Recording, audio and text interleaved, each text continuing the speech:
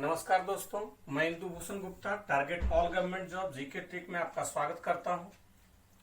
जैसा कि आप जानते हैं कि आपको अपने YouTube channel target all government job GK trick के माध्यम से मैं आपको प्रतिदिन जीके जीएस का ट्रिक बताता हूं, लेकिन कुछ स्टूडेंट्स का रिक्वेस्ट आया था कि आप थोड़ा कॉन्सेप्ट भी दें, तो आज से मैं बायोलॉजी का स्टार्ट किया हूं चैप्टर वाइज पढ़ाना। इसलिए आप जितना जल्द हो हमारे YouTube चैनल्स को सब्सक्राइब करें और बेल आइकन को भी जरूर दबाएं, जिससे आप जैसे ही हमारा वीडियो अपलोड होगा आपको तुरंत नोटिफिकेशन आ जाएगा, और अपने फ्रेंड्स के साथ भी शेयर करें। तो आज मैं आपको बायोलॉजी पढ़ाने वाला हूं, जिससे जो बायोलॉजी से चैप्टर वाइज में जो भी संबंधित जीके ट्रिक था, जीएस का ट्रिक था, वो मैं आपको पहले ही बता चुका हूं। अब हम आपको कॉन्सेप्ट देने का कोशिश कर रहा हूं। तो आज हम जानेंगे बायोलॉजी क्या है।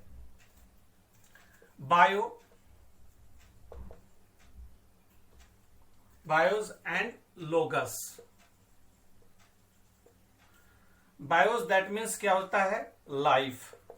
क्या हो जाएगा? Life. Logos that means study, यानी study of life, that is called biology. क्या हो जाएगा? Study of life that is called biology, यानी जीवन का अध्ययन ही क्या कहलाता है? जीव विज्ञान कहलाता है। तो हम जीवन यानी लाइफ किसका हम लाइफ का स्टडी कर सकते हैं। हम कुर्सी टेबल का स्टडी तो नहीं कर सकते, उसका लाइफ क्या है, क्योंकि वो क्या है? नॉन लिविंग थिंग है। हम किसका स्टडी करते हैं? लिविंग थिंग का। लिविंग थिंग में क्या आता है? पेड़ पौधे और जीव जंतु, क्योंकि उसके अंतर्गत क्या है? लाइफ है। अब कैसे जानेंगे कि उसके अंतर्गत लाइफ है? तो चूंकि उसके अंतर्गत क्या होता है? फिजियोलॉजी की क्रिया होती है, शारीरिक क्रिया विज्ञान चलती है, एक्सक्रीशन होता है, रिप्रोडक्शन होता है, मूवमेंट होता है, ग्रोथ होता है। तो ऐसा जीव जिसमें ये सारी क्रियाएं उपलब्ध हो, वही क्या कहलाता है? लिविंग थिंग कहलाता है। तो अब हम जान गए कि लिविंग थिंग क्या है और नॉन लिविंग थिंग क्या है, और study of life that is called क्या हो जाएगा? बायोलॉजी। बायोलॉजी वर्ड सबसे पहले किसने दिया? तो ये फ्रेंच के वैज्ञानिक लैमार्क। किसने? लैमार्क, जो फ्रेंच के वैज्ञानिक हैं। और दूसरा है ट्रीवीरेनस,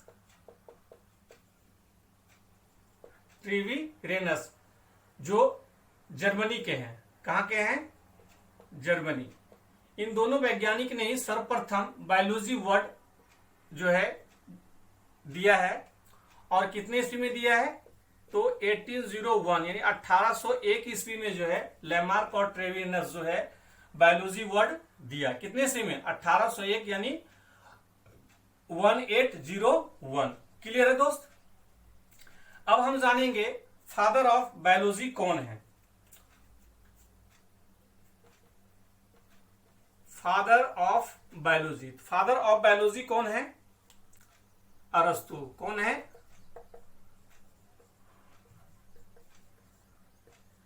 अरस्तु।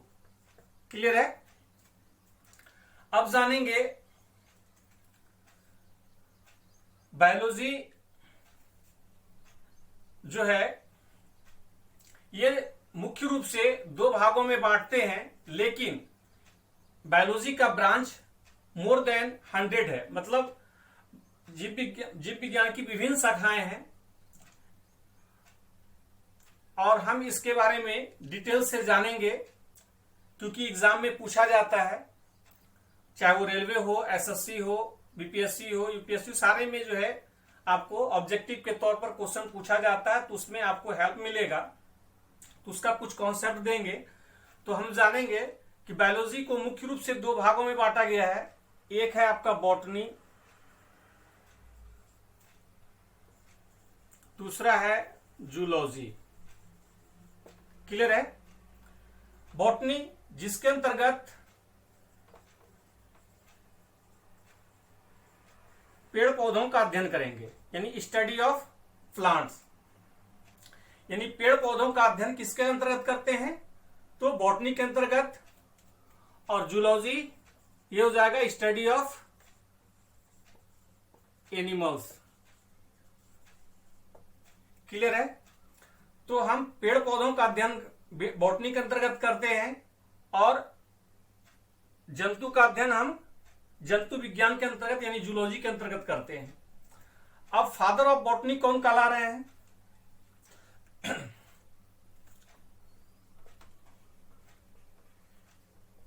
फादर ऑफ बॉटनी ये है आपका थियोफ्रेस्टस। कौन है, थियोफ्रेस्टस,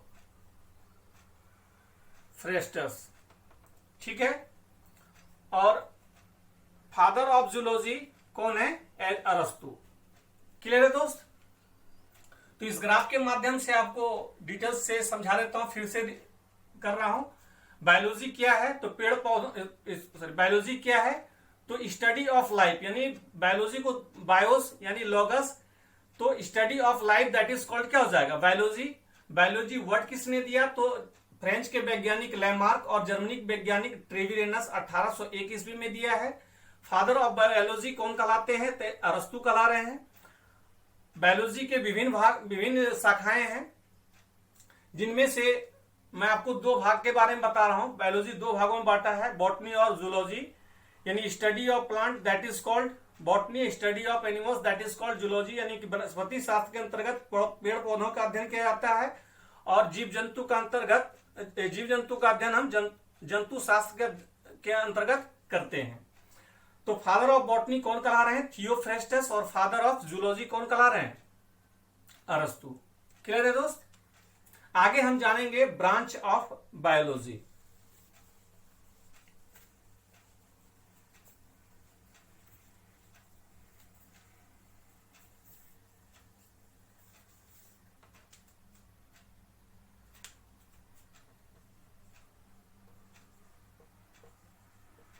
ब्रांच ऑफ बायोलॉजी, क्योंकि ये आपको लगभग सारे एग्जाम में पूछा जाता है। एक एक करके देखेंगे।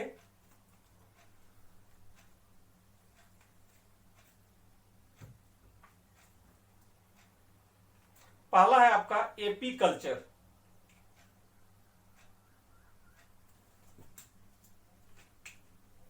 पहला क्या है, एपी कल्चर। इसके अंतर्गत हम अध्ययन करते हैं स्टडी ऑफ बी कीप्स, यानी मधुमक्खियों का पालन,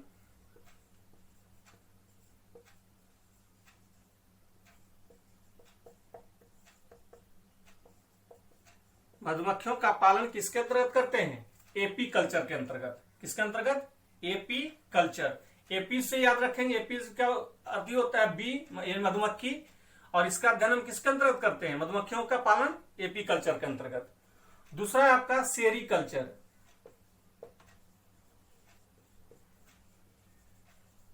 सेरीकल्चर, इसके अंतर्गत रेशम की कीड़ों का पालन और रेशम निकालने के विधि हम जानते हैं।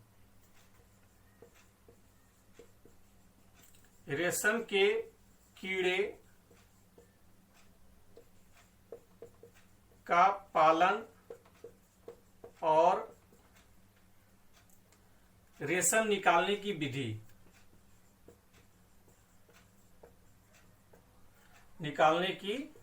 विधि,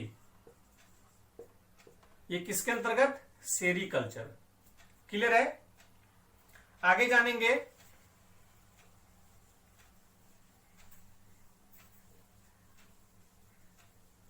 पीसी कल्चर।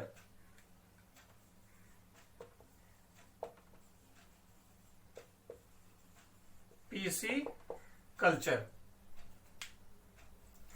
इसमें हम मछली का पालन यानी मछली के पालन का अध्ययन करते हैं। मछली का पालन ये किसके अंतर्गत होता है, पीसी कल्चर। दूसरा है आपका साइटोलॉजी।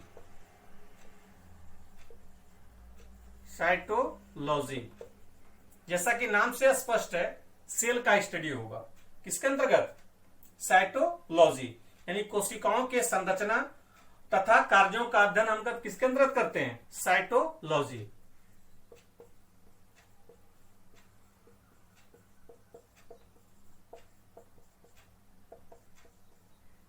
कोशिकाओं के संरचना तथा कार्यों का अध्ययन किसके अंतर्गत? साइटोलॉजी। इसके बाद आपका सेल बायोलॉजी। सेल बायोलॉजी यानी कोशिकाओं का बहुमुखी अध्ययन, मतलब कोशिकाओं के डिटेल्स में, जैसे आपका उसका मॉलिक्यूलरलॉजी, फिर उसके अंतर्गत आपका डिटेल्स में जानेंगे, वो क्या कहलाता है? सेल बायोलॉजी, यानी कोशिकाओं का बहुमुखी अध्ययन।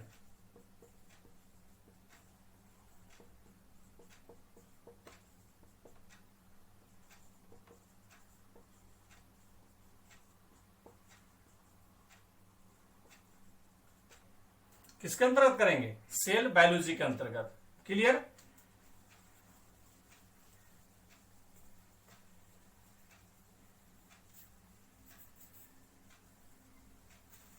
इसके बाद है मॉर्फोलॉजी।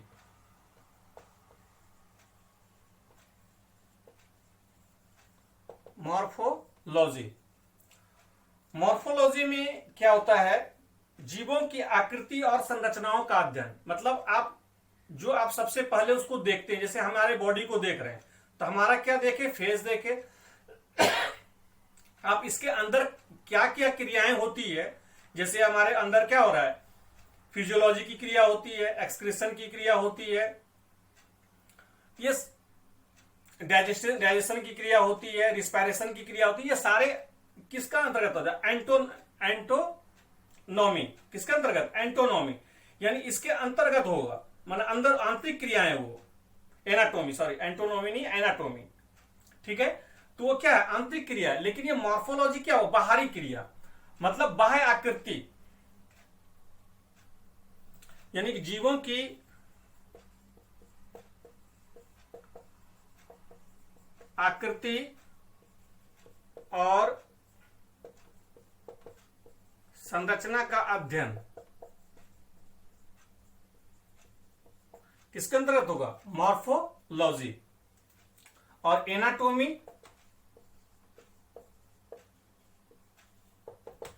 एनाटोमी यानी शरीर के आंतरिक रचना।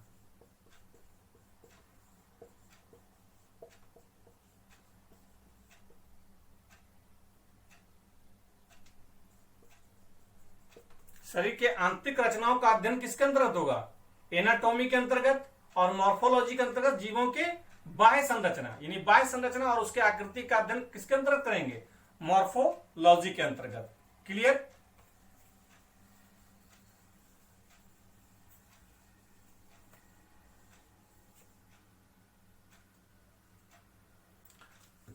इसके बाद देखेंगे हिस्टोलॉजी। हिस्टोलॉजी जैसे हम देखें स्टडी ऑफ सेल, यानी सेल का जो है अध्ययन हम किसके अंतर्गत किए? साइटोलॉजी के अंतर्गत। तो टिश्यू का अध्ययन किसके अंतर्गत कर रहे हैं? हिस्टोलॉजी के अंतर्गत। स्टडी ऑफ टिश्यू यानी ऊतकों का अध्ययन हम किसके अंतर्गत करते हैं? हिस्टोलॉजी के अंतर्गत। और कोशिकाओं का अध्ययन हम किसके अंतर्गत करते हैं? साइटोलॉजी के अंतर्गत। क्लियर? इसके बाद है आपका इकोलॉजी। इकोलॉजी, तो इकोलॉजी क्या है? जीवों एवं वातावरण के बीच, यानी जीव और हमारे बीच जो इन्वायरमेंट है उसके बीच का जो संबंध है, उसी का अध्ययन किसके अंतर्गत करते हैं? इकोलॉजी के अंतर्गत। जीवों एवं वातावरण के बीच का संबंध किसके अंतर्गत करेंगे? इकोलॉजी के अंतर्गत। क्लियर?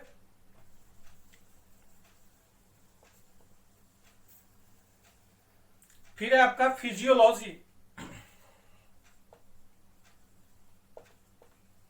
ये टर्म बहुत आएगा इसलिए इसको ध्यान दे लेंगे। फिजियोलॉजी यानी जैविक क्रिया, जो आपको बता चुके थे पहले भी। फिजियोलॉजी के अंतर्गत क्या किसका अध्ययन करते हैं? जैविक क्रियाओं का। जैविक क्रिया कौन कौन सा है? डाइजेशन है, रिस्पायरेशन है, एक्सक्रीशन है, रिप्रोडक्शन है। ये सारे का अध्ययन किसके अंतर्गत करते हैं? फिजियोलॉजी के अंतर्गत। पाचन, श्वसन, जनन, उत्सर्जन, ये सारे का अध्ययन जो है किसके अंतर्गत होगा? फिजियोलॉजी के तहत। इसके बाद है आपका जेनेटिक्स।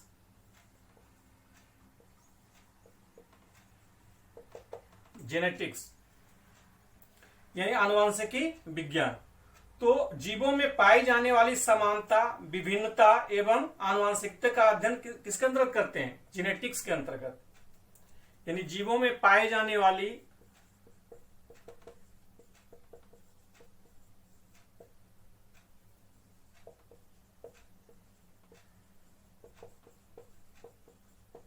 समानता, विभिन्नता और आनुवंशिकी का अध्ययन किसके अंतर्गत करेंगे? जेनेटिक्स के अंतर्गत।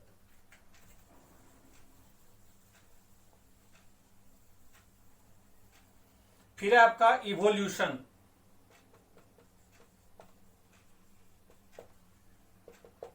इवोल्यूशन ये जीवों के उद्भव यानी विकास कैसे हुआ एवं विभेदीकरण का अध्ययन किसके अंतर्गत करेंगे? इवोल्यूशन के अंतर्गत।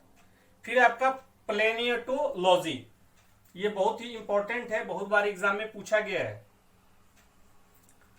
प्लेनोटोलॉजी,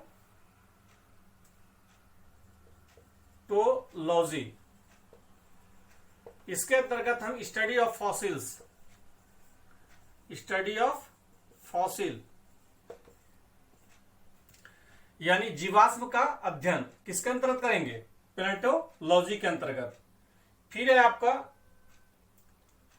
जियोग्राफी।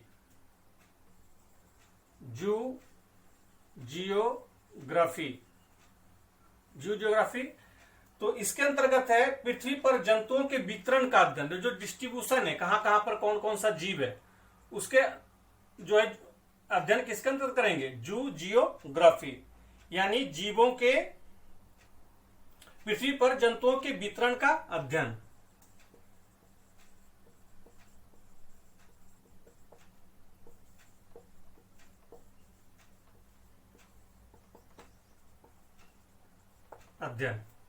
क्लियर है?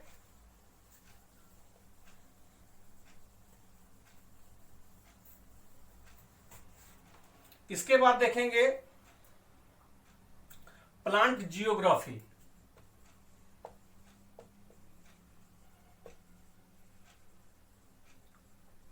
प्लांट जियोग्राफी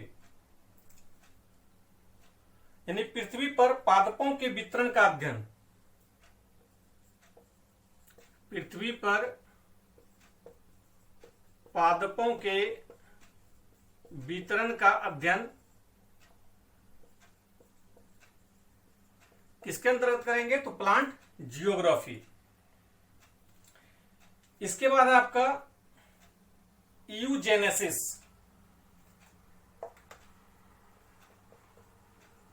यूजेनेसिस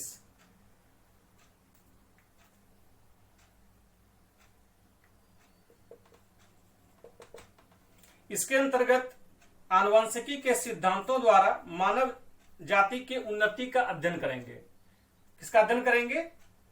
आनुवंशिकी के सिद्धांतों द्वारा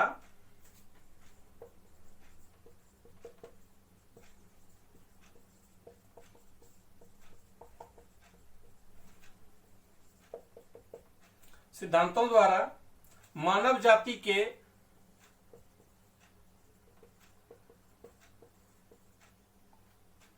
उन्नति का अध्ययन।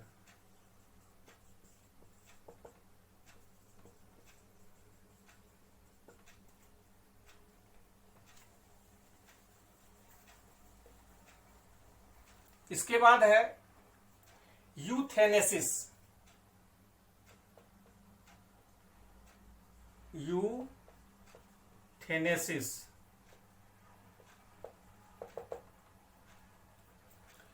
यानी कोशिकाओं में यूथेनेसिस पालन पोषण द्वारा मानव जाति के उन्नति का अध्ययन।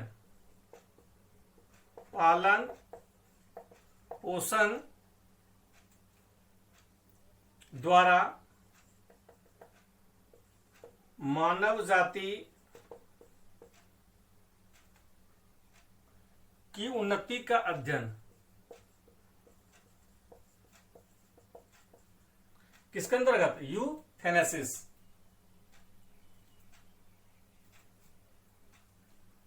यूथेनेसिस। इसके बाद है आपका ट्रोफोलॉजी।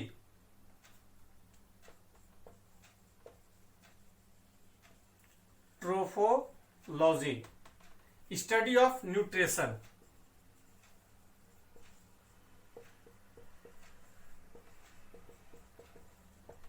यानी पोषण का अध्ययन किसके अंतर्गत करेंगे?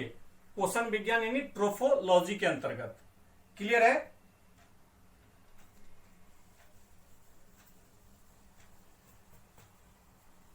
इसके बाद है आपका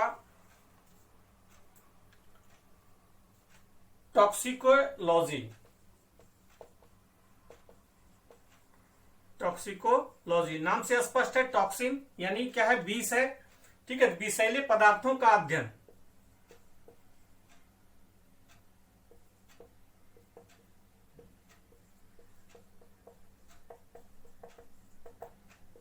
विषैले पदार्थों का अध्ययन किसके अंतर्गत करेंगे? टॉक्सिकोलॉजी के अंतर्गत। ठीक है, इसके बाद है पारासाइटोलॉजी। पारासाइटोलॉजी इसमें हम किसका अध्ययन करेंगे? Study of parasite.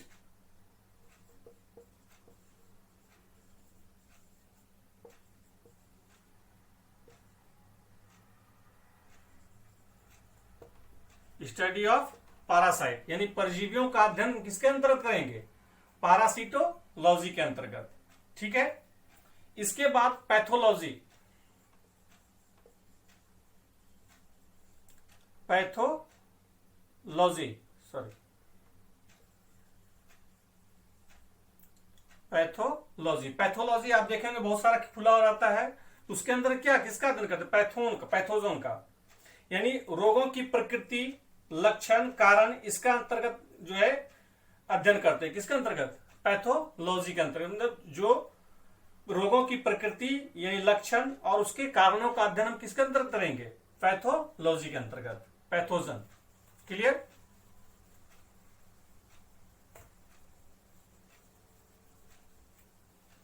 इसके बाद है आपका बैक्टीरियोलॉजी।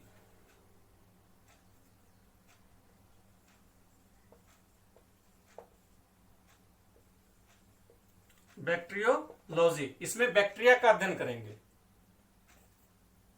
किसका अध्ययन करेंगे? बैक्टीरिया का। Study of bacteria. जिस बैक्टीरिया का खोज किसने किया था? ल्यूवेनहॉक। और बैक्टीरिया से जनित जो बीमारियां हैं वो सारा हम ट्रिक के माध्यम से पहले ही बता चुके हैं। आप देख सकते हैं हमारे YouTube चैनल पर जीवाणुओं से संबंधित रोग, जिसका मैंने 2-3 ट्रिक के माध्यम से आपको दिया था। जो आपको आसान लगे उसको आप याद कर सकते हैं। इसके बाद आपका प्रोटोजोलॉजी इसमें किसका अध्ययन करते हैं? प्रोटोजोआ का। प्रोटोजोआ का अध्ययन किसके अंतर्गत करेंगे? प्रोटोजोलॉजी के अंतर्गत। ठीक है, और इससे संबंधित भी बीमारियां हम बता चुके हैं। जो ट्रिक में बताया था, काम पे सोप डाला, कालाजार, मलेरिया, सोने की बीमारी, पैरिया, डायरिया, ल्यूकोरिया, ये सारा प्रोटोजोआ से संबंधित रोग था। तो ये भी मैं बता चुका हूं, आप उसको देख सकते हैं हमारे यूट्यूब चैनल पर, वीडियो के माध्यम से बताया हूं। फिर आपका वायरोलॉजी, वायरोलॉजी इसमें वायरस का अध्ययन करते हैं, स्टडी ऑफ वायरस यानी विषाणुओं का अध्ययन। इसका भी मैं ट्रिक के माध्यम से बता चुका हूं कि वायरस से यानी विषाणु से कौन कौन सा रोग होता है, जीवाणु से कौन कौन सा रोग होता है, प्रोटोजोआ से कौन कौन सा रोग होता है, सारा मैं ट्रिक के माध्यम से पहले ही बता चुका हूं। इसके बाद है आपका माइकोलॉजी, माइकोलॉजी इसमें अध्ययन करेंगे स्टडी ऑफ फंगस, यानी कवकों का अध्ययन हम किसके अंतर्गत करेंगे, माइकोलॉजी के अंतर्गत। किसके अंतर्गत, माइकोलॉजी के अंतर्गत। और फाइकोलॉजी के अंतर्गत शैवालों का अध्ययन करेंगे, यानी कि एल्गी का अध्ययन करेंगे, study of algae that is called phycology, और study of fungi that is called mycology. इसको हम याद करने का ट्रिक रखे थे, जो नदी और तालाब में फेंका हुआ, जैसे मतलब जो काई है वही क्या है, एक शैवाल है, ठीक है। उसमें ना आप रूट, स्टेम, लीफ ये चीज आप उसको डिवाइड नहीं कर सकते, आप बता नहीं सकते इसमें रूट है या स्टेम है या लीफ कौन सा है, आप नहीं बता पाएंगे। वो थैलस है, बताएंगे जब प्लांट किंगडम बताएंगे तो आपको बताएंगे थैलोफाइटा क्या है, ठीक है।